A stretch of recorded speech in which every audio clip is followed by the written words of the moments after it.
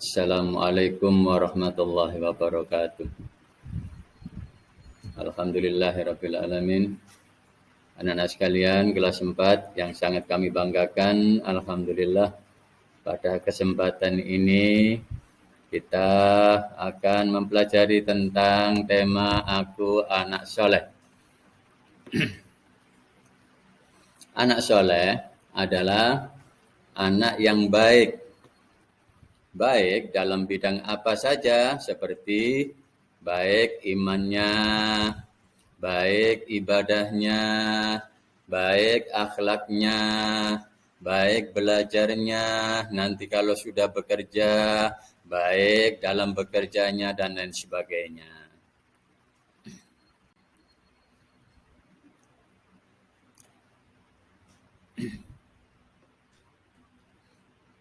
Kapan dan di mana saja kebaikan harus dilakukan, anak-anak sekalian?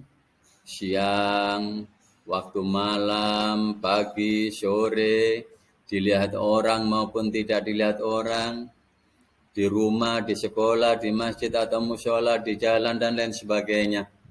Anak yang soleh akan dicintai oleh Allah Subhanahu wa Ta'ala dan Rasul-Nya, dan disayangi oleh orang tua dan gurunya, serta disenangi oleh teman-teman dan tetangganya. Anak yang soleh menjadi idaman setiap orang tua dan guru.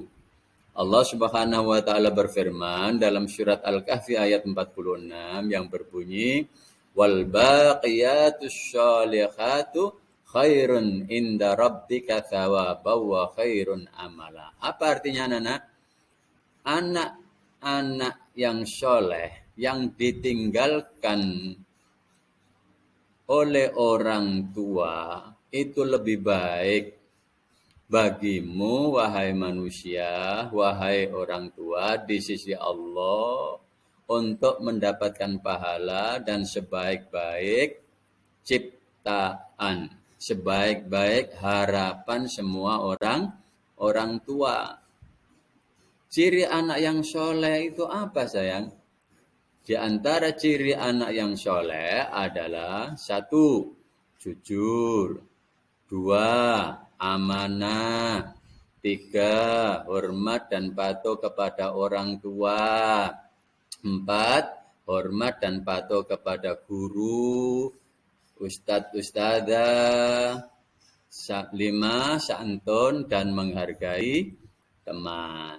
Ya. Lalu apa jujur itu? Jujur adalah berkata dan berbuat apa adanya sesuai dengan kenyataan. Jujur juga dapat diartikan tulus dan lurus hatinya atau berbuat yang benar. Jujur merupakan salah satu sifat wajib bagi Nabi dan Rasul, yaitu siddiq. Anak-anak tahu sifat wajib bagi Rasul ada berapa? Ada 4. 1, siddiq. 2, amanah. 3, tablek. 4, fatona. Nah, siddiq ini adalah termasuk salah satu sifat wajib bagi Rasul yang artinya jujur. Nabi Muhammad SAW sejak kecil sampai meninggal selalu berkata dan berbuat jujur, kapan saja dan di mana saja, serta dengan siapa saja. Orang yang jujur hatinya tenang. Ayo diingat-ingat ini, anak sekalian. Orang yang jujur hatinya tenang, tentram dan sejuk. Orang yang jujur akan terhindar dari sifat munafik. Hatinya dijauhkan dari kegelisahan, kekhawatiran, dan ketakutan. Allah Subhanahu wa Ta'ala dalam Al-Quran memerintahkan kita wa qulu qaulan sadida, yang artinya dan berkatalah kamu dengan perkataan yang benar atau yang jujur. Nabi Muhammad SAW juga memberikan tuntunan kepada kita Dalam sabdanya yang berbunyi, iyyakum bisidqi fa inna sidqa yahdi ilal birri wal birra yahdi ilal jannah. Apa artinya anak-anak sekalian? Berkatalah dan berbuatlah yang jujur, karena kejujuran akan membawa kamu kepada kebaikan, dan kebaikan akan membawa kamu sekalian kepada surga Allah Subhanahu wa taala. Nabi Muhammad SAW telah memberikan contoh kepada kita dalam kehidupannya sejak kecil sampai beliau meninggal selalu jujur dan tidak pernah berbohong kepada siapapun. Yang kedua, anak-anak sekalian, amanah. Amanah artinya dapat dipercaya atau bertanggung jawab. Orang yang amanah, segala tugas dan kewajibannya pasti dilakukan dengan baik. Orang yang amanah akan selalu mendapat kepercayaan diri, kepercayaan orang tua, kepercayaan guru, kepercayaan keluarga, dan juga mendapat kepercayaan dari orang lain. Orang yang amanah akan dicintai Allah dan Rasul-Nya, disayangi orang tuanya, dan juga disayangi gurunya, serta disenangi orang lain.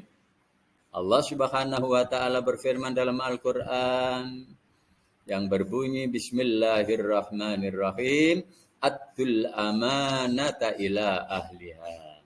Yang artinya sampaikanlah amanat itu kepada ahlinya atau yang berhak mendapatkannya. Apa amanat itu? Amanah merupakan tanggung jawab yang harus dikerjakan dan dilaksanakan dengan baik. Bila tidak, maka tergolong orang yang khianat, yang artinya orang yang tidak dapat dipercaya. Setiap amanah yang akan dipertanggungjawabkan di hadapan Allah Subhanahu wa taala. Nabi Muhammad SAW bersabda, kullukum ra'in wa kullukum mas'ulun an ra'iyati. Apa artinya anak-anak?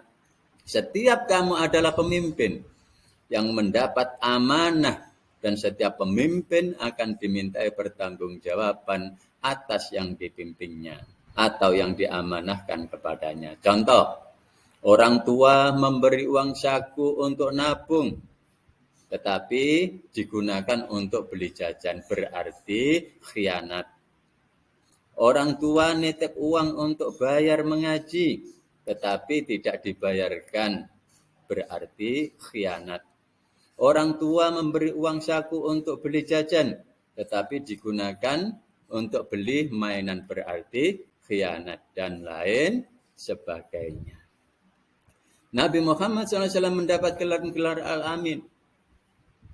Yang artinya apa Al-Amin itu? Artinya orang yang dapat dipercaya ucapan dan perbuatannya.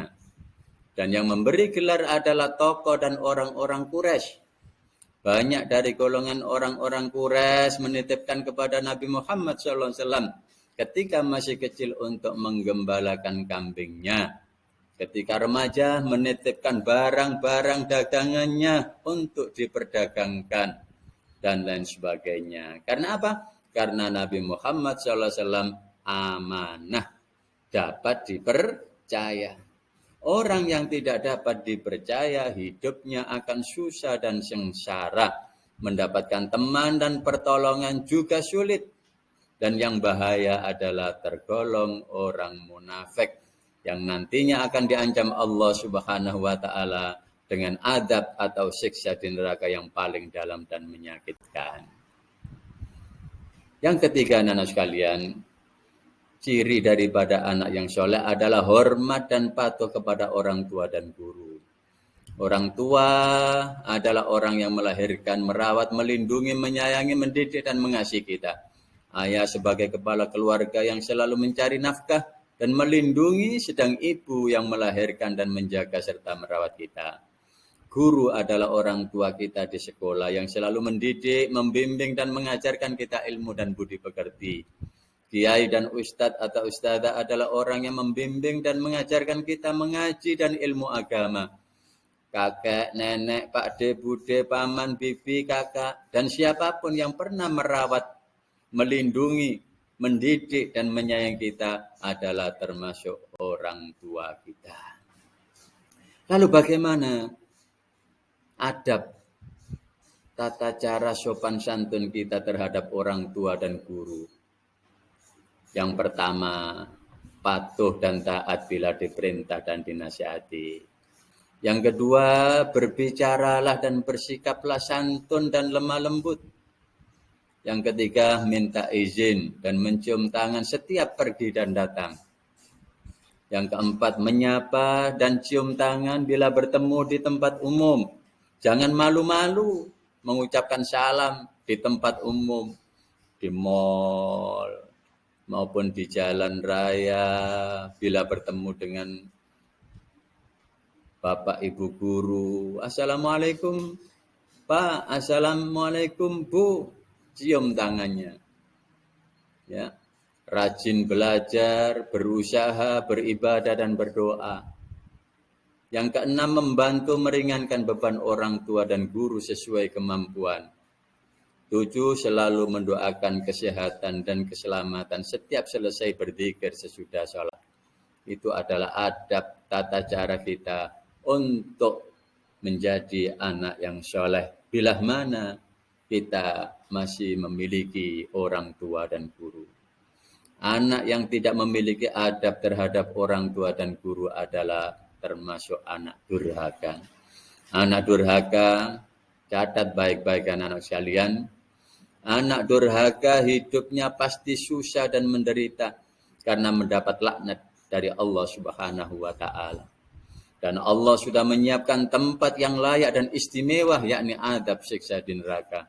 Maukah kita hidup susah dan menderita di dunia, serta sengsara dan menyakitkan di neraka? Pasti kita semua tidak mau dan tidak menginginkannya.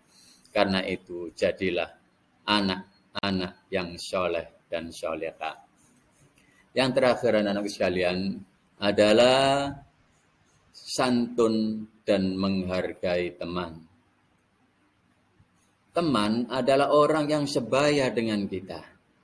Teman selalu bersama dengan kita baik belajar, beribadah, bermain maupun bergaul dalam suka dan duka. Teman sekolah, ada teman mengaji, ada teman di rumah yang disebut dengan tetangga, ada teman bermain dan lain sebagainya. Teman sangat berpengaruh dalam kehidupan kita. Karena itu carilah teman yang soleh dan solehah. Adab terhadap teman agar tercipta bagaimana teman ini nantinya betul-betul bisa menjadi teman yang sejati. Tidak hanya teman yang hanya sebentar, hanya ketika dibutuhkan saja. Bagaimana teman ini nanti menjadi teman yang sejati, maka kita harus mempunyai adab dan tata krama. Di antaranya adalah 1, saling menghargai dan menghormati. Apapun latar belakangnya, apapun agamanya, apapun kondisinya, kita harus saling menghargai dan menghormati.